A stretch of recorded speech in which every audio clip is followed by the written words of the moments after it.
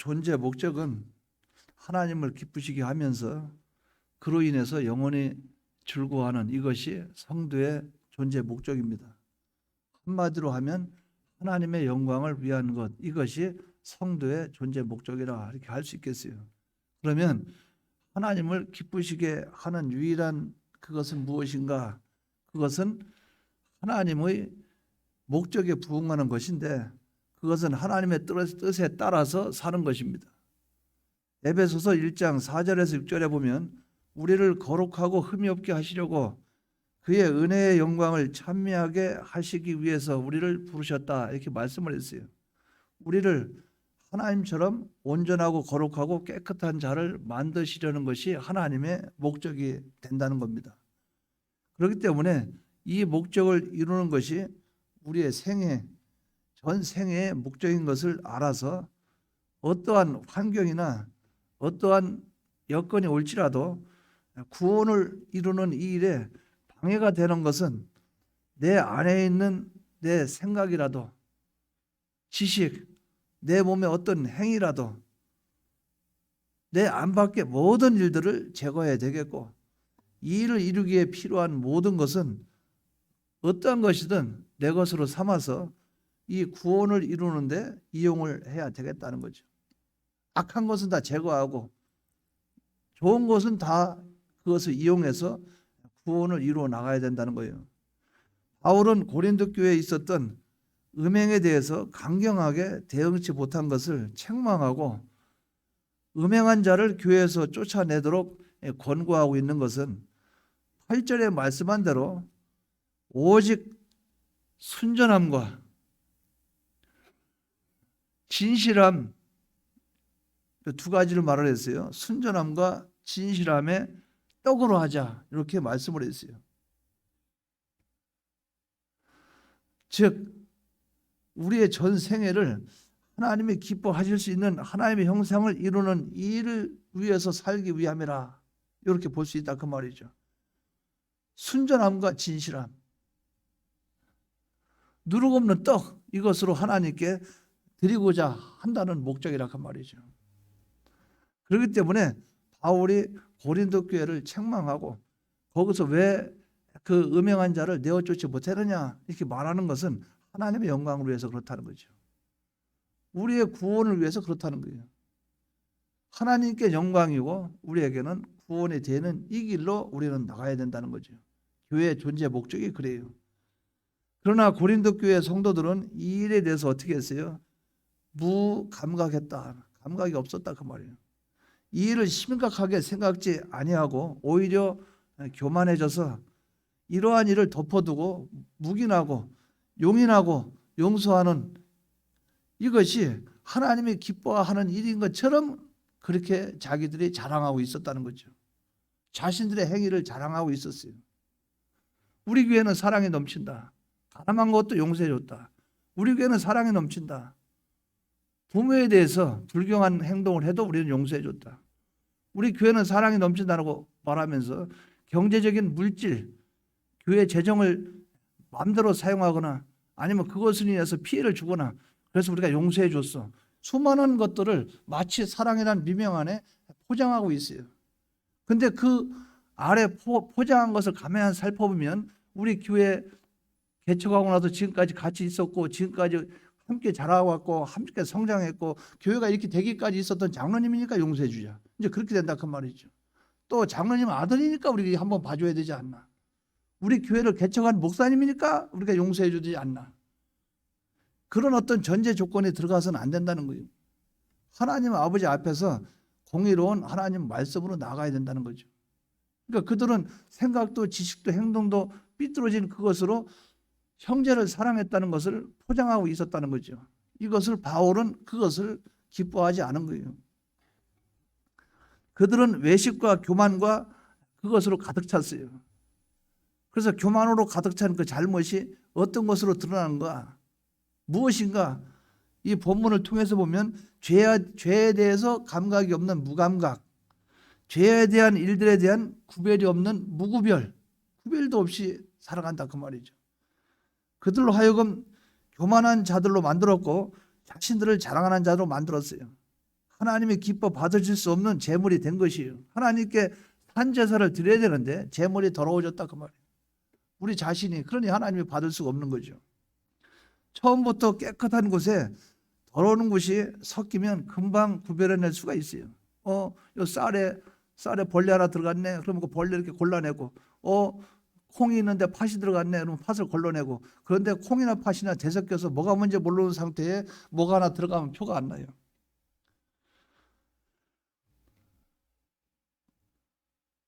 적당히 더러운 곳에 더러운 것이 떨어지면 감각이 무뎌진다는 거죠. 죄를 짓는 것도 그래요. 처음 범죄할 때는 양심이 찔려요. 자신의 죄에 대한 일로 인해서 고통스러워하는 경우도 있어요. 이러한 죄가 반복되고 또 반복되어지면 습관이 되어지죠. 습관이 되어지면 그만 양심의 가책도 없어요. 부끄러운 것도 모릅니다. 그러니까 뭡니까? 죄를 담대하게 죄를 행하고 나가게 된다 그 말이죠. 조선시대에 보면 기생들 많이 나오죠. 처음에는 기생되면 몸 안 팔려고 얼마나 애를 씁니까? 머리를 올리는데도 그 양반들이 돈을 많이 줘야 돼요. 그 머리 하나 올려주는데도. 근데 그것이 2번, 3번, 4번 반복되고 나중에 그 술집에 기생을 많이 하면 어떤 남자가 와도 어떤 사람 상대해도 그냥 부끄럼 없이 훌훌 벗어 제낍니다. 그게 뭡니까? 처음에는 그런데 갈수록 반복되어지면 자기에게는 어떤 감각이 없어진다 그 말이에요. 죄도 마찬가지예요. 죄라는 것도 그렇다 그 말이죠. 그러니까 우리가 이러한 면들을 바로 생각이 됩니다. 그렇기 때문에 교회에 누르기 하나 들어와 버리면 교회 전체가 다 부패돼 버린다 그 말이죠. 그만큼 바울은 심각하게 보고 있는 거예요. 이러한 면에 대해서 바울은 죄에 대해서는 단호한 조처가 있어야 된다는 거예요. 그렇게 바울은 이 본문에서 말하고 있어요. 그 이유는 바울이 증거한 그 내용을 가만히 살펴보면 오전의 내용을 여러분 가만히 생각해 보면 됩니다. 오전 말씀을 나중에 주부를 참고해 보십시오. 첫째는 이렇게 하는 이유가 무엇일까? 범죄자를 살리는 길이에요. 죄 짓는 사람 살리는 방법이 이것밖에 없다 그 말이에요. 둘째는 자기 자신을 살리는 길이 그래요. 내가 살고 남이 사는 길이 그거예요. 범죄자 살아가는 길이 그에 대해서 권징이 있어야 되고 그래야 교인들이 그걸 두려워하고 교인들이 나도 저렇게 살지 말자 하는 경각심이 이루어지고 그렇기 때문에 내가 그 길을 조심하게 되고 다른 사람도 조심하게 된다는 거예요. 바로 범죄자 살리고 나 사는 길이 그것밖에 없다는 거예요. 죄를 범한 자에게는 합당한 치리를 함으로써 자신의 죄에 대한 비중을 알게 되고 또 죄에 대한 심판의 두려움을 깨달아서 회개할 수 있는 기회를 주고 다른 하나는 이 일로 인해서 다른 사람이 물들지 아니하고 자신을 정결케 해서 하나님께 온전한 자신으로 드릴 수 있는 온전하고 거룩하고 깨끗한 사람을 만드는데 주력할 수 있는 그 자신이 되기 때문에 그렇다는 거예요. 그러므로 바울은 고린도 교회 성도들의 가장 큰 문제점은 뭡니까? 죄를 지은 자를 대하는 태도에 있어서 그들을 관대하게 대한 것, 이거 문제가 있다는 거죠.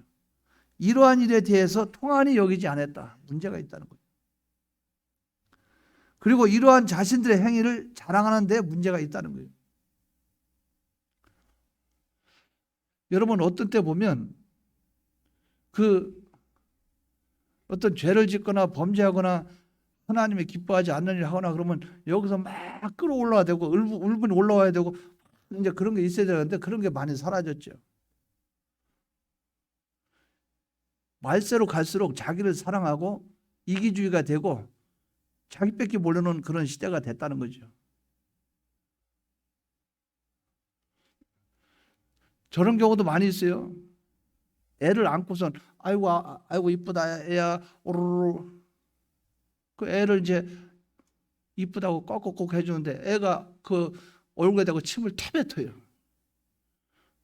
그 애들과 버릇없는 애들이 있죠. 2살, 3살 하면 침을 태뱉고 막 상대방 얼굴 꼬잡고 이러면서 웃고 그러면 그 어머니나 할아버지나 애들 안고 웃으면서 아이고 이쁘라 그러는 야단을 쳐야죠. 그러면 안 돼.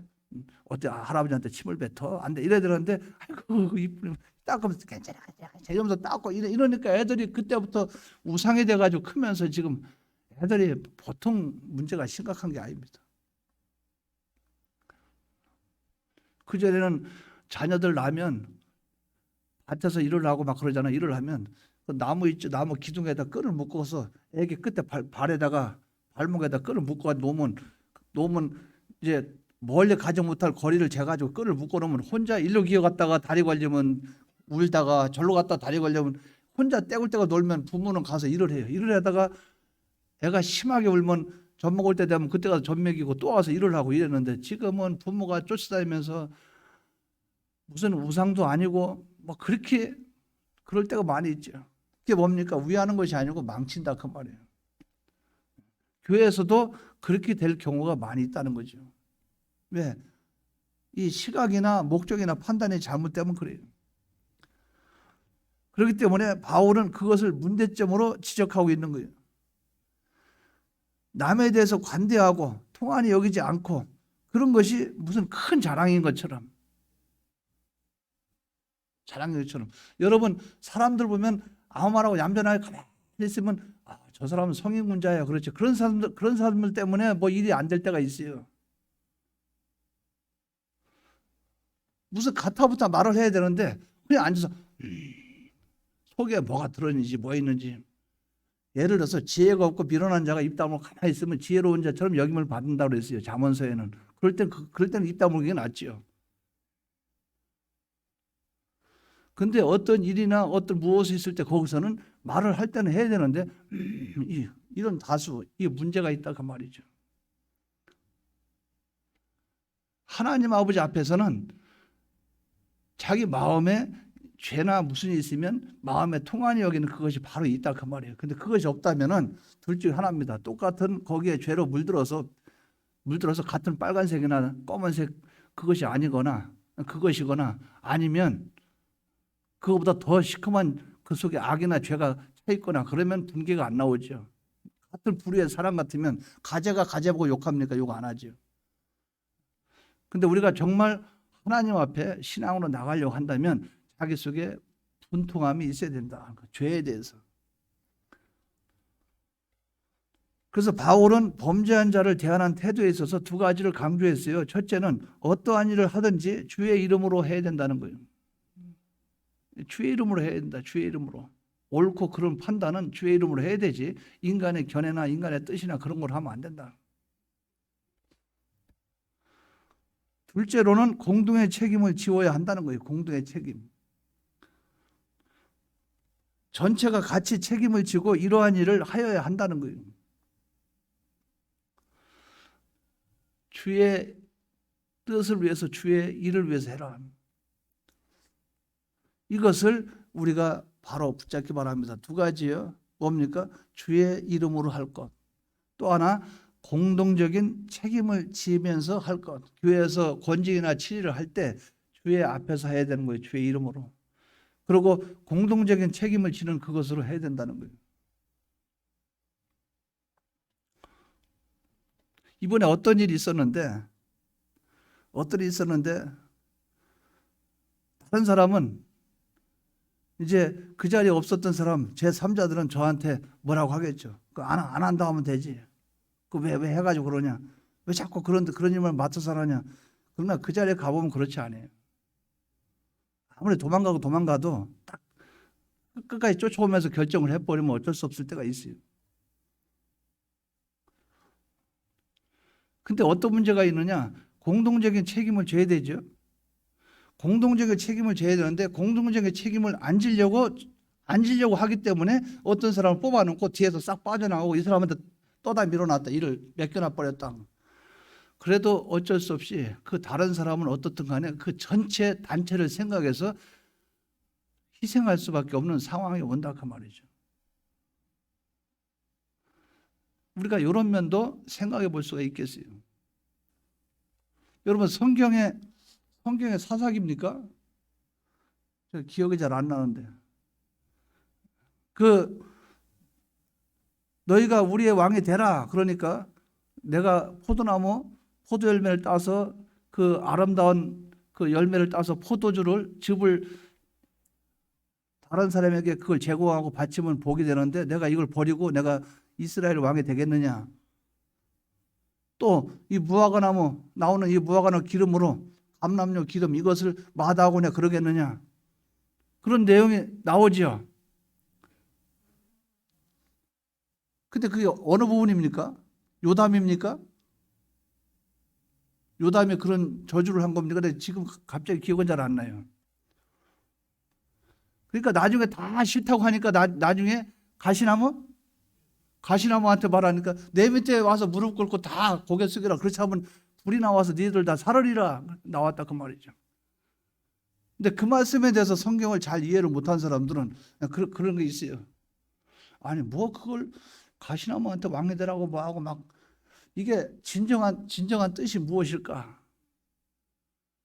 가시나무가 왕이 되면 행복합니까? 불행합니까? 그죠? 그런데 포도나무하고 무화과나무하고 감람나무는 거절했어요, 안 했어요? 근데 거절했는데 누가 또 그렇게 하겠다고 얘기했습니까? 가시나무죠. 그러면 여기서 가시나무가 제일 좋은 나무예요, 못된 나무예요? 가시나무 같은 못된 나무가 되지 않게 하기 위해서는 감람나무나 포도나무나 또 무화과나무나 하기 싫은데 이거 하기 싫은데 왜냐하면 가시나무가 왕 되면은 나라가 꼴이 말이 아니기 때문에 어쩔 수 없이 포도나무나 무화과나무나 감람나무가 왕이 되어줘야 된다 그 말이에요. 그러니까 교회에서 여러분에게 어떤 일을 맡기면 아유 나는 안 할랍니다. 다른 사람 시킵시오. 그래서 그 사람 말고 다른 사람 시키면은 가시나무가 될 사람이 될 수가 있다 그 말이에요. 가시나무가. 그러니까 언제나 거절하는 것은 항상 좋은 건 아니라는 거예요. 위에서 보면 목회자가 여러 번 보면 더 잘 알잖아요. 이 사람은 충성할 만한 사람이다. 근데 이 사람이 어떤 일을 맡기면 안 하면은 이 사람 말고 어쩔 수 없이 저 사람 시켜야 되는데 다른 사람 시켜야 되는데 그러면 교회가 시끄러울 낀데 그러면 교회가 문제가 많을 낀데 그러면 인본으로 일을 처리할 것인데 그럼 걷다가 물질도 막 사용할 건데 자기 마음대로 또 어떤 일에 대해서 하나님 뜻을 찾지도 않을 것인데 이 고민이 된다 그 말이죠. 그럴 때는 무화과나무 감람나무 되는 사람이 그 자기가 시간이나 여건이 안 되고 자기가 또 그것에서 감동도 안 하고 하고 싶지 않은 마음이 있을 수 있지만 교회를 위해서 다른 사람에게 불이 와서 가시나무가 다른 사람 힘들게 하니까 그것을 막기 위해서는 내가 하겠습니다 이럴 수밖에 없을 때가 있다 그 말이죠. 이거 이해가 되십니까? 무슨 말인지? 그 성경 읽을 때 그냥 읽기만 하고 지나가는데 이제 무슨 말 이해가 되죠? 그렇기 때문에 우리는 항상 거절하는 것이 좋은 건 아니라는 거예요. 하나님 아버지 앞에 항상 주여 보낼 만한 사람만 보내십시오. 저런 거 좋은 건 아니라는 거예요. 뭐든지 우리는 구원을 위하고 또 다른 사람의 유익을 위한 거예요. 근데 그것이 뭡니까? 나는 단체에 속해 있기 때문에 공동의 책임을 지는 그 마음이 우리에게 있어야 된다. 이걸 바로 기억하기 바랍니다. 공동 책임을 지려는 자세가 돼야 된다. 교회에서 어떤 일이 있으면 그 일이 대표자가 있고 거기서 일하는 사람이 있고 하죠. 그러면 저 사람들이 알아서 하겠지. 그게 아니고 문제가 발생되면 나도 그 책임을 같이 져야지 하는 그 마음이 있어야 된다는 거죠. 그 마음이 없어 놓으면 일하는 사람만 묶어놓고 내나 교회 나가라 떠나라 저 사람 때문에 교회가 안 되니 이래가지고 싸우고 볶고 지지고 해서 결국 사람 쫓아보내고 계속 분열되고 교회가 계속 문제가 생긴다 그 말이에요. 뭡니까? 같이 일을 해놓고 왜 책임을 글로 전가시키냐 그 말이죠. 우리는 공동의 책임을 져야 되지. 나도 거기에 지체의 일부분이기 때문에 나도 책임을 져야 된다 그 생각을 해야 되지. 그런 마음이 없으면 하나님이 기뻐하지 않는다는 거죠. 그런 마음을 가지시기 바랍니다. 교회에서 어떤 사람이 잘못을 저질렀어요. 그러면 아이고 저 사람 뭐 또 일 저질렀는데 왜 세상 나가서 또 저렇게 했나. 그게 아니고 나의 몸이라고 저것은 잘못은 고쳐야 돼. 그런 마음을 우리가 갖고 있을지라도 내 지체가 그랬으니까 나도 아파하고 나도 고통스러워하고 나도 힘들어하고 그게 돼야 된다는 거죠. 그 바울은 공동의 책임을 지는 그 마음이 우리에게 있어야 된다 이렇게 말씀을 했어요. 이 공동 책임지는 그 마음 자세가 있기를 바랍니다. 참 우리가 신경을 쓰고 조심을 많이 해야 돼요. 교회에서도 그런 게 있죠. 잘 되면 입 다물고 가만히 있어요. 좀 잘 되면 잘했다고 칭찬 한번 해주면 얼마나 그래. 뭐 공사를 하거나 뭐 하거나 하면 아유 잘 됐네 이러면 얼마나 좋아. 안 되면은 요거 찍고 저거 찍고. 그래서 언제 한번 제가 어떤 분을 만나서 대화하다 보니까 그때 좀 깨달았어요. 그러니까 저는 이제 예를 들어서 어떤 본문이 성경 어떤 본문이 궁금해요. 궁금해서 계속 그걸 파고 들어가고 자료를 보고 또 보고 계속 봐. 그래서 그 안에 말씀을 깨닫기려고 노력을 많이 해. 어떤 본문이 있다고 가정해봐요. 그럼 다른 목사님은 그걸 나만큼 연구합니까 안 합니까? 그 부분에 대해서는 다른 설교 준비하겠죠. 그럼 제가 그분에게 질문해요. 질문하면 그분은 평상시 준비가 많이 안 됐기 때문에 나만큼 알지 못할 수 있잖아요. 그 뛰어넘는 분이 있겠지만은. 그러면 언젠가 뭐 그렇게 답변을 하더라고요. 지는 뭐 다 준비해놓고 다 살펴보고 나서 훑어보고 그렇게 얘기하면 내가 그거 어떻게 답변을 다 하나?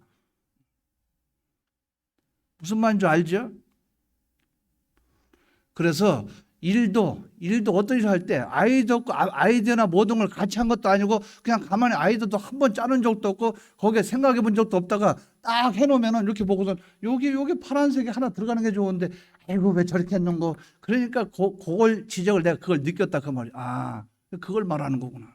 그러니까 집에서 머릿속에 한 번도 생각 안 해보고 교회 무슨 공사하면 우측에는 기역자를 꺾고 니은자를 해서 거기는 무슨 모양해서 좋겠네 이런 걸 생각 하나도 안 했다가 남들이 싹 해놓으니까 해놓고 나서는 보이잖아요. 이왕이면 요것보다 요거. 그러면 엄청 많이 위하는 것처럼 와서 수고했다 그 말은 안 하고 저렇네 옆에다 꺾어서 파란색을 넣으면 좋을 걸 그걸 왜 노란색을 넣어서 아이고 작업을 저런 식으로 했니 어쩌니 저러니. 그러니까 비판하는 사람은 언제나 비판할 거리를 만들려면 만들어요. 왜? 보는 눈이 항상 그러니까. 시각이 항상 그러니까. 우리가 그걸 생각해 보시기 바랍니다. 그렇기 때문에 공동체라는 것을 우리가 느끼고 공동체라는 것을 생각한다면 우리는 공동을 위해서 할 때는 우리가 신중할 수 있고 상대방을 이해할 수 있고 상대방을 포용할 수 있는 그것이 나타날 수 있다는 거예요. 그러니까 일을 시작했으면 교회 권징이나 칠이나 이런 문제도 공동의 책임을 질 생각을 해야 된다. 이거 바로 붙잡고 나가시기 바랍니다. 그러면 본문을 한번 보시기 바랍니다. 오늘 본문에 보면 오늘 본문의 내용은 크게 두 가지로 나눌 수가 있어요. 첫째는 치리하는 대상은 누구냐 하는 거예요. 그리고 둘째는 범죄자를 대하는 태도는 어떻게 되냐 하는 것이 9절에서 13절까지의 내용입니다. 그럼 첫째로 생각해 볼 수 있는 것은 바울은 치리하는 대상을 교종 사람으로 국한시키고 있어요. 즉 나와 한 하나님을 섬기면서 한 교역자 밑에서 말씀을 받으며 한 건물 안에서 공동적으로 예배를 드리고 찬양하고 기도하고 봉사하고 충성하는 사람들의 모임의 공동 구성원에 한해서 치리할 것을 말씀하고 있어요. 자, 베델교에서 어떤 장로님이나 집사님이 가서 이 성경 말씀처럼 근친상간의 죄를 범했어요. 음행을 저질렀어요. 우리가 그 사람에게 찾아가서 치리해야 됩니까? 베델교회까지 찾아가서 네가 잘했니 못했니 해야 됩니까? 아니에요. 우리 문제가 아니라는 거예요. 같은 성도의 문제로서 우리가 아파할 수 있지만 치리의 대상자는 아니라는 거예요. 우리 공동 구성원은 우리 비원교회 안에 속한 사람을 말하고 있다는 거예요. 그럼 바울이 지금 말하는 것은 고린도 교회 교인들에 대해서 말하고 있는 거예요. 치리의 대상은 우리의 공동 구성원 안에서의 어떤 문제가 됐을 때에 그것을 두고 말하는 것이다. 바울은 그렇기 때문에 이렇게 말합니다. 세상에 음행하는 자들이나 탐하는 자들과 토색하는 자들이나 우상 숭배하는 자들을 도무지 사귀지 말라 하는 것이 아니니 만일 그리하려면 세상 밖으로 나가야 할 것이라 이렇게 말했어요. 즉 이 말은 사람의 행동을 일일이 간섭하고 판단하고 정죄하고 이렇게 하지 말라는 거예요. 데살로니가 전서 5장 22절에 보면 아무에게나 경솔히 안수하지 말고 다른 사람의 죄에 간섭지 말고 네 자신을 지켜 정결케 하라. 내가 속해 있는 단체가 아닌 곳에 대해서 우리의 책임은 없습니다. 또한 이방인들에 대해서도 우리가 판단할 필요가 없어요. 그들의 죄를 하나님이 아시고 그들의 죄를 하나님께서 판단하실 거예요. 12절에서 13절에 보면 5장 12절에서 13절에 보면 바울은 외인들을 판단하는데 내게 무슨 상관이 있으리요마는 교중 사람들이야 너희가 판단치 아니하랴. 외인들은 하나님이 판단하시려니와 이 악한 사람은 너희 중에서 내어 쫓으라. 그러니까 우리가 하나님 아버지 앞에서의 이 지금 고린도 교회의 문제와 같이 근친상간의 이 계모와 관계를 가진 이 음행죄에 대해서 판단하는 것은 고린도 교회 교인들에 한해서 지금 말하고 있다 그 말이죠. 그러면 우리는 하나님께서 나에게 정해주는 그 교회가 있고 정해준 가정이 있고 정해준 노예가 있고 거기에 뭐 총회가 있고 다 있겠죠. 거기에 한해서 한정된 범위 안에서 하나님이 주신 하나님의 그 뜻이 있다 그 말이죠. 그래서 그런 문제에 대해서 교단 문제면은 교단 전체 문제는 전체 우리가 거기에 참여돼서 그 문제를 우리가 생각해야 되겠고, 노예 문제면 노예 전체에 속한 거기서 우리가 참여된 거기서 생각해야 되겠고, 우리 교회 문제면 교회 안에서 그 문제가 해결돼야 되겠고, 개인이면 가정이면 가정. 근데 여기서 우리는 교회 공동체로서의 그 일을 말하고 있다는 거죠. 그래서 우리는 내가 당면한 일들, 이런 일들에서 신중을 기하고 하나님 앞에 바로 나가되, 남의 일에 너무 간섭하고 남의 일에 경솔히 나서는 것은 그것은 하나님이 기뻐하는 것은 아니라 하는 것을 여러분들이 바로 붙잡고 나가시기 바랍니다. 두 번째는 여기서 범죄자들을 어떻게 상대할 것인가. 범죄자들에 대해서 9절에 보면 사귀지 말라 그랬어요. 내가 너에게 쓴 편지에 음행하는 자들을 사귀지 말라 하는. 여기서 사귀지 말라 한 것은 완전히 무시하고 상대하지 않는 것을 말하는 것이 아니고 교제를 하지 말라는 거예요. 어떤 사람 만나면 만나지 말라는 게 아니죠. 우리가 교인 중에서도 하나님이 안 기뻐하고 하나님이 기뻐하지 않은 일을 하게 되고, 또 거기에 있으면은 같이 상대하면 또 거기에 휘말리게 되고 여러 가지 그런 일이 있다 가정을 하면, 사귀지 말라 그 말은 대화를 오래 하지 안 하고, 대화를 오래 하고 교제하고 이런 일 하지 말고 바깥에서 따로 만나는 일 하지 말라고, 별도로 시간을 내 가지고 만나서 미혹당하지 마라 그 말이에요. 또 거기서 일을 와전시키지 말라 그 말이죠. 이런 일이죠. 자, 이런 경우를 한번 생각해 봅니다. 자, 최명수 집사님, 예를 들어서 어제 토요일 날 나랑 만난 적이 있어요. 예를 들어서 최명수 집사님, 어제 주차장 입구에 오실 때 저를 보신 적 있죠? 그럼 어제 만났어요. 그러면 예, 그래야 되겠죠? 그죠? 그럼 예 한번 해보세요. 그래. 그럼 이제 최혜석 집사님을 만났어. 최혜석 집사님을 만나서 내가 이제 토요일이 지났어요. 한 일주일 지났어. 근데 이제 제3의 인물 다른 사람을 욕하고 싶어. 그러면 이제 최혜수 집사를 만났어. 아니, 최혜수 집사하고 막 얘기하면서 한참 얘기하다가 최명수 집사님이 주차장에 있을 때 그때 내가 만났어. 만난 건 사실이죠. 만났어. 내가 이제 한참 얘기하면서 그때 최명수 집사님 주차장에서 만났어. 만난 건 사실이죠. 그럼 최혜수 집사님은 최명수 집사님이 만난 거를 알고 있어요, 없어요? 아니, 내가 말했으니까 주차장에서 만났다. 근데 말의 내용은 확실히 알아요, 몰라요? 최명수 집사 입장에서는. 그래서 나하고 만난 건 사실이죠. 그럼 이 사람한테 얘기할 때는 그 사람도 만났는데, 그러면서 말을 갖다 붙이는 거예요. 그 사람도 그렇다고 했어, 어떻게 했어. 그럼 나중에 아니라고 본인이 얘기해. 최명수 집사님, 나는 그런 말 한 적이 없는데, 그럼 내가 물어봐요. 그때 주차장에서 2시쯤에 나 만났어요, 안 만났어요? 그러면 만났지 말아 한단 말이에요. 그러면 내가 최혜수 집사한테 말합니다. 그 사람 말이야, 걔도 거짓말해. 나 만나놓고 그냥 걸려드는 거예요. 무슨 말인지 압니까? 그렇기 때문에 이 인생이나 세상은 그렇지 않다. 그러니까 이런 것을 몇 번 상대해 보면 사귀지 마라. 우리가 사람과 사람 사이도 도무지 사귀지 말고 교제하지 말아라.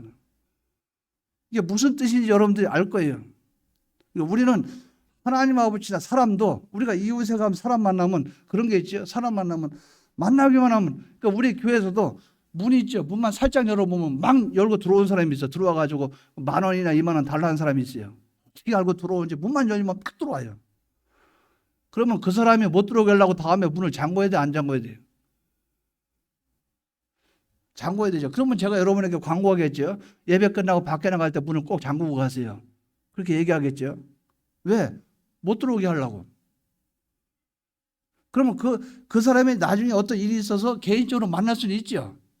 죄송합니다. 화장실 급해서 화장실 좀 다녀오려고 하는데 문은 열어줄 수 있어요. 이거는 할 수 있어요. 그러나 교제한다는 거, 그 사람 만나서 앉아서 1시간 얘기하고 몇 시간, 이것은 교제는 하지 말라. 그 말은 그런 사람들의 모든 유익이 우리의 신앙의 유익이 되지는 않는다. 그걸 말한다. 그 말이죠. 이걸 여러분들 기억하시 바랍니다. 어울리는 것과 사귀는 것 틀립니다. 접촉하는 것과 사귀는 것은 틀려요. 그래서 여기서 말한 것은, 사귀지 말라 한 것은 완전히 무시하고 상대하지 말라, 그건 아니고, 얼굴은 표정은 웃어야 되죠. 왜? 나를 보고 무시하는가 봐. 그 말 또 나오니까 얼굴은 웃고 있고, 마음은 다른 생각이 있어도 얼굴은 웃어야 되겠죠. 왜? 도무지 세상 밖으로 나가야 돼. 우리 세상 사람 안 만나려면 나가서 따로 살아야 되지. 우리 그런 사람이 아니라 그 말이죠. 여기서 말하는 것은 교제를 하지 마라, 이런 뜻이 된다 그 말이죠. 사도행전 15장 20절에 보면, 다만 우상의 더러운 것과 음행과 목매어 죽인 것과 피를 멀리하라고 편지하는 것이 가아니라, 이렇게 말씀을 했어요. 사도들이 이방인에 대해서 차별을 두지 아니하고 오직 구별할 것을 정해서 그들에게 지키도록 했습니다. 그것은 위에 말한 4가지 말씀을 했다 그 말이에요. 이 4가지가 바로 이것이죠. 세상에 음행하는 자들이나 탐하는 자들이나 속여 빼앗는 자들이나 우상 숭배하는 자들을 도무지 사귀지 말지니, 이걸 말씀했다 그 말이죠. 죄악에 물들지 아니하려면은 어떻게 합니까? 죄의 유혹에서 완전히 떠나는 것이에요. 술을 안 먹으려면 술집에 안 가야 돼요. 술집에 안 가야 돼요. 또 돈을 잃어버리지 않으려면 노름판에 안 가야 돼요. 또 우리가 몸을 더럽히지 않으려면 진흙탕 속에 걸어가서 거기 장화도 안 신고 다니면 운동화 버리고 옷 다 버리듯이 안 가야 돼요. 뭡니까? 유혹을 받지 않으려면 떠나야 된다 그 말이에요. 거기에서 죄의 유혹에서 완전히 떠나는 것이에요. 가랑비에 옷이 젖는 그런 사람들이 그런 말 많이 하잖아요. 가랑비에 옷 젖는 줄도 모른다. 뭡니까? 알게 모르게 젖어버려요. 나도 모르게 젖어버린다 그 말이죠. 참새가 방앗간을 지나치지 못합니다.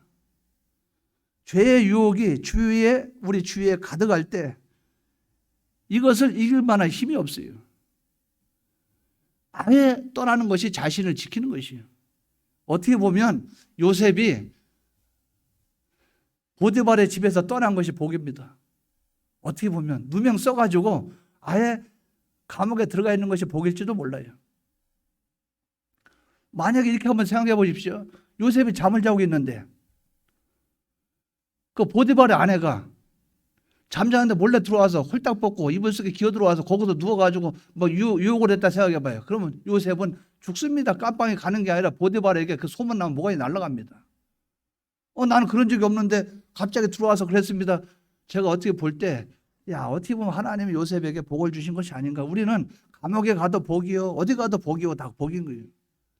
그 자리에서 완전히 떠나버리는 것이, 보디발의 아내에서 완전히 떠나버리는 것이 요셉에게는 복이 될 수도 있겠다, 이런 생각을 한번 해봤어요. 고린도전서 15장 33절에 보면, 속지 말라, 악한 동무들은 선한 행실을 더럽히나니 악한 사람과 접촉하는 사람은 약해져요. 선한 사람과 접촉하면 선해집니다. 그것은 물들기 때문에 그래요. 사람들은 그 사람을 알아보려면 친구를 보라고 그랬어요. 친구 보면 그 사람을 알 수 있다. 그게 있잖아요. 사기꾼 주위에 사기꾼만 몰려있고, 전과 1범 쫓아가면 2범이 있고, 2범 쫓아가면 3범이 있고, 나중에 전과 14범, 15범. 깜빵의 입구에서 나올 때 그 두부 있죠? 두부 먹는 사람들 사진 찍어가지고 뒤를 추적해봐요. 친구가 다 그런 사람들이지. 그러니까 친구를 보면 그걸 알 수 있다 그 말이죠. 그의 인품이나 사람됨을 알아보려면 그의 부모를 보라고 그랬어요. 부모 보니까 자식이 보이는 거예요. 부모가 깡패면 자기도 깡패. 그래서 어떤 집은 제가 보니까 부모가 교수인데 자녀들 다 교수가 있어요. 교육 집안은 자녀들 다 교육이에요. 부모들이 머리가 좁고 똑똑하고 그러면 자기들 다 똑똑해. 유전자가 그대로 흘러간다 그 말이죠. 가장 가까이 접촉하는 사람의 영향을 받기 때문에 그래요. 예수님을 가장 가까이에서 접촉하였던 제자들은 사도 요한만 빼놓고 모두 순교했어요. 그 요한은 뭐 순교자 자격이 없다 그 말이 아니고 예수님의 12제자, 12제자는 다 순교의 제물이 됐다는 거죠. 왜? 가까이서 주님을 지켜봤기 때문에. 물들었다 그 말이에요. 물들었다 그 말이죠. 알게 모르게 몸에 젖은 거예요. 이것을 바로 생각해서 여러분들 사람 사귀는 것을 조심해서 사귀시기 바랍니다. 이 본문에 바로 그 말이에요. 음행하는 자들, 이러한 사람들 사귀어야 됩니까? 사귀지 말아야 됩니까? 사귀지 말라 그랬어요. 교제하지 말라 그 말이죠. 그렇다고 인사하거나 아는 척하지 말라 그 말은 아니에요. 이것을 참고해서 여러분들은 꼭 붙잡고 나가시기 바랍니다. 두 번째는 13절에 보면 내어 쫓아라 이렇게 말했어요. 내어 쫓아라. 이 악한 사람은 너희 중에서 내 쫓아라 이렇게 말했다 그 말이죠. 여기서 악한 사람을 내어 쫓으라는 것은 그러한 행위를 계속하는 상태를 가리켜요. 다시 말해서 회개가 이루어지지 않은 상태로서는 공동생활에 참여시키지 말라는 거예요. 아까 제가 말씀드린 그거예요. 어떤 사람이 무슨 잘못했으면 지켜봐야 되겠죠.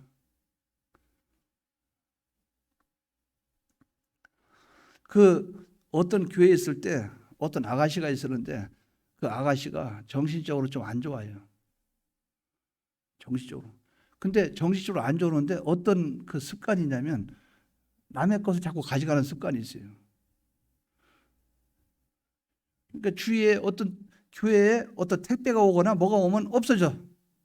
근데 그걸 막 가져가 버려. 이유도 없어요. 갖다 사용도 안 해. 그냥 갖다 재놓는 거예요. 눈에 보면 뭐든지 막 챙겨. 그러다 보니까 가방에 있는 것도 막 잠깐 어디 가면 막 그렇게 해요. 그러니까 교회 안에서 안 좋아지는 거예요. 안 좋아지는 거 어떻게 합니까? 그 아가씨가 그렇게 하다 보니까 그 관계된 가족이 있잖아요. 가족들이 교회를 나오기 힘든 거예요. 애들이 그래 버리니까. 다른 사람들은 또 시선이 안 좋은 거예요. 그거 좀 꽤 오래 가더라고요. 그게 쉽게 또 고쳐지진 않아요. 그래서 결국은 그런 문제가 많이 생겨서 결국은 제가 내리는 방법은 그런 얘기를 했어요. 나중에 교회에서 문제 생겼을 때 본인들이 조심해라. 그 사람은 정신적이나 이것이 정상이 아니기 때문에 다른 사람이 조심해라. 그 사람이 고치기 힘들면 옆에 주위 사람이 고치면 안 되나. 그러니까 어떻게 했어요? 오면은 뭐 있으면 딱 챙겨서 숨겨놓고 뭐 오면 가방을 딱 이렇게 해놓고 이제 그렇게 하다 보니까 주위 두리번거려도 할 게 없죠. 할 게 없으니까 시간이 지나니까 해결이 되더라 그 말이죠. 그러니까 어떤 문제가 해결이 되도록 하기 위해서 하는 행동이지 그 행동을 계속하게 되면 내어 쫓으라 그 말이에요. 근데 여기서 음행을 저질렀죠. 저질렀는데 음행을 저지른 그것은 큰 잘못이죠. 그러면 7일을 해서 6개월 동안 있다가 나중에 다시 돌아와서 한다든가. 그러면 그 뒤에도 그 문제가 없고 그런 행동을 안 하면 그냥 저절로 소멸되고 저절로 남들 이해할 수 있겠죠. 그러나 어떤 것이든 계속 반복적인 행동들은 교회에 용납되어서는 안 된다. 우리가 이런 것을 생각해 봐야 됩니다. 그렇기 때문에 누가복음 17장 3절에 보면 너희는 스스로 조심하라. 뭡니까? 자기가 조심해야 돼요. 만일 네 형제가 죄를 범하거든 경계해야 됩니다. 왜? 고치기 전까지. 회개하거든 용서하라. 고치고 나거든 이제 뭐 다 고쳐졌구나. 용서하라. 즉 공동생활에 지장을 주고 다른 사람의 신앙에 방해를 주는 범죄를 저질렀으면 합당한 권징을 하고 회개하거든 받아들이라는 뜻이에요. 오늘날은 뭐 7위 하면 나가버리고 다른 게 가버리니까 아유 그래도 성도가 하나 나가면 어떻게 합니까? 우리가 용서해 줍시다. 그래가지고 하나 사람은 안 변하고 교회는 계속 오래 다니고 이런 경우는 있지만 하나님 아버지 앞에서는 우리가 정말 이건 아니다 싶은 그런 부분은 냉정하게 할 부분이 있다는 거예요. 제가 거제동교회 있을 때 한 번 그런 일이 있었어요. 그때 조희성입니까? 조희성? 그때 이단이 하나 있었어요. 무슨 이단. 그때 세월이 지난 후에 포크레인으로 파니까 사람이 죽은 뼈가 뭐 잔뜩 나오고 모여서 그쪽 계통의 종교는 완전 무너졌는데 지금 기억이 잘 안 나네요. 요새는 막 기억이 잘 안 나요. 예? 그럽시다. 그렇다고 하면. 알겠습니다. 그렇다고 하려고 그랬어요. 아니 그렇게 하면 좀 투명성이 있어서 좋겠다 싶어서 부산 지역에는 아주 유명했어요. 많이 나타났어요. 그런데 교회 집사가 거기동교회 집사가 거기에 빠진 거예요. 거기에 빠진 거예요. 그때 영생교인가 뭐 그거 있어서 영생교인가. 예, 그거 빠졌어요. 빠졌는데 그 교회 그때 담임 목사님이 조화성이요? 아, 조화성. 그런 사람이 있답니다. 이제 정확하게 말씀해 주셨어요. 예? 조희성. 제가 처음부터 조희성이라고 말했죠. 그럼 나는 안 틀렸네요. 근데 어쨌든 이제 본론 들어갑시다. 근데 그때 당시에 목사님이 신오보 목사님이에요. 근데 신오보 목사님이 거기동교에 계실 때 제가 그때 그 집사로 있었는데 그 집사가 전화가 온 거예요. 그 목사님한테 전화가 와서 목사님 회개하십시오. 목사님 속았습니다. 조희성을 믿어야 구원 얻습니다. 목사님 이거는 잘못된 겁니다. 아니 목사한테 와서 그래버리니까 목사님이 기가 찬 거예요. 근데 그걸로 끝나는 게 아니라 교인들 만나면 교인들 만날 때마다 연락하면서 여기저기 다니면서 하나님을 믿으면 안 된다는 거예요. 그 사람을 믿어야 구원이 있다는 거예요. 그러니까 그때 신호보 목사님이 고민하다가 예배 시간에 광고하는데 딱 선언을 합니다. 무슨 집사는 거제동교에서 출교를 명합니다. 한번 딱 해버리더라고요. 그 다음부터는 교회 입고 와도 가십시오. 교회에서 안 받아주는 거죠. 가십시오. 출교를 명합니다. 그때 한번 제가 그거 봤어요. 이런 출교를 명할 때가 있었구나. 그때 냉정하게 해버리더라고요. 하니까 나중에 교회도 못 오고 이제 그렇게 하고 다니더라고요. 뭐야? 바로 그거 아닙니까? 다른 사람들이 미혹을 받는다 그 말이에요. 다른 사람이. 또 거기에 유혹을 받는다 그 말이에요. 교회가 혼란해진다 그 말이죠. 만약에 여호와 증인이 한 사람 들어왔다고 생각해 봐요. 그 사람이 또 하나 데렸고 그러면 이 안에 여호와 증인이 만약에 한 1년 후에 이 우리 교인만큼 여호와 증인 다 데리고 와가지고 교회를 채워놓고 그 다음에 교회 공동회를 열어가지고 그런 게 있단 말이에요.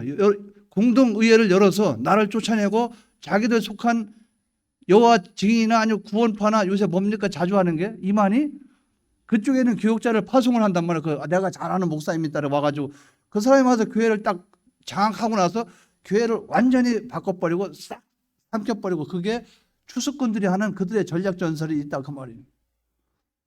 어쨌든 중요한 것은 뭡니까? 중요한 것은 이 말씀대로 악을 행하고 하나님 기쁘게 안 하고 교인들의 구원에 유익되지 않게 하면 내어 쫓아라. 죄를 범하면 경계하고 회개하거든 용서하라. 회개할 때까지 기다려야 된다 그 말이죠. 그 일을 위해서는 치리를 해야 됩니다. 이걸 바로 기억하시 바랍니다. 치리를 해야 돼요. 그러니까 우리가 일반적으로 이해할 수 있는 부분 그것까지 치료하면 안 되고 치명적이거나 교회에 유익이 안 되거나 남들이나 봐서 세상적으로 봐서도 이건 아니다 하는 그런 것들을 얘기하는 거예요. 데살로니가 전서 5장 22절에 악은 모든 모양이라도 버리라 이렇게 말씀을 했어요. 악의 실존과 형상은 나에게서 멀리하는 것이 유익이 됩니다. 그렇기 때문에 우리는 1차적으로는 불신자들과의 접촉을 피하고 2차적으로는 불신자와 똑같은 신앙생활을 하는 자들을 피해야 되겠고 셋째로는 나의 신앙생활에 방해가 되는 사람들을 피해야 되겠어요. 안 믿는 사람 너무 깊숙이 접촉하지 마시기 바랍니다. 너 친구 몇 명이나 하냐? 10명인데 거기 예수 믿는 사람 있나? 없어. 9명이 다 예수 안 믿는 사람이야. 자기는 예수 믿는데 이거는 문제가 있는 거예요. 왜 예수 믿는 사람이 안 믿는 사람 친구가 9명이고 예수 믿는 친구는 하나도 없고 참 그런 거 기가 막혀요. 불신자 사귀는 거 조심해야 되겠고 두 번째는 불신자와 똑같은 교회는 왔다 갔다 하는데 불신자와 똑같은 인격과 마음과 중심 갖고 있는 사람들 조심해야 됩니다. 세 번째는 나의 신앙생활에 방해가 되는 이런 사람들을 피해야 되겠어요. 결론을 말씀드립니다. 우리의 존재 목적은 그리스도의 형상을 이루는 것이에요. 이 일을 위해서 하나님은 주님의 구속을 입혀 교회라는 공동체 속에 포함시켜서 이 일을 이루어가도록 하셨어요. 그렇기 때문에 교회는 깨끗해야 됩니다. 교회가 깨끗하면 우리가 은혜를 받고 깨끗해집니다. 그러나 교회에 음행과 같은 죄악의 행위가 나타나면 나와 나의 후손들과 모든 성도들을 위해서 그리스도의 이름으로 치리하고 권징을 하여야 됩니다. 이렇게 함으로 말미암아 교회가 정결해지고 범죄자도 회개하고 깨끗해지고 우리도 더러움에 물들지 않을 수가 있다는 거예요. 그러므로 우리는 언제나 자신을 정결케 하고 남의 더러움에 물들지 말고 항상 진리로 공의를 지키고 교회를 세속에 물들지 않도록 지켜서 우리가 이 앞으로 미래적으로 이루어 나가야 될 구원, 이것을 잘 이루어가는 우리가 되어야 되겠다는 거예요. 이러한 구원이 우리에게 있기를 바랍니다. 그래서 오전과 오후 말씀을 드렸어요. 그러니까 일반적으로 어떤 사람이 잠깐 남에게 말을 했는데 실수했다, 그거 가지고 치료하자, 그건 아니고, 여기서 말한 것은 치명적인 교회에 물을 일으킬 수 있는, 교회에 유익이 안 되는 요걸 말씀드렸어요. 그것 여러분 생각을 해야 됩니다. 아무거나 가지고 다 치료하자, 그건 아닙니다. 그래서 우리가 어떻게 하든 교회의 공의를 바로 세우고 구원 잘 이루고 하나님 영광을 위해서 우리는 교회의 제도를 바로 뭡니까? 하나님 말씀을 바로 세워서 권징과 치리가 시행이 될 수 있도록 우리가 이 바른 길로 갈 수 있도록 이것이 정립이 되는 요 교회가 되기를 주의 이름으로 축원합니다. 통성으로 기도드리겠습니다.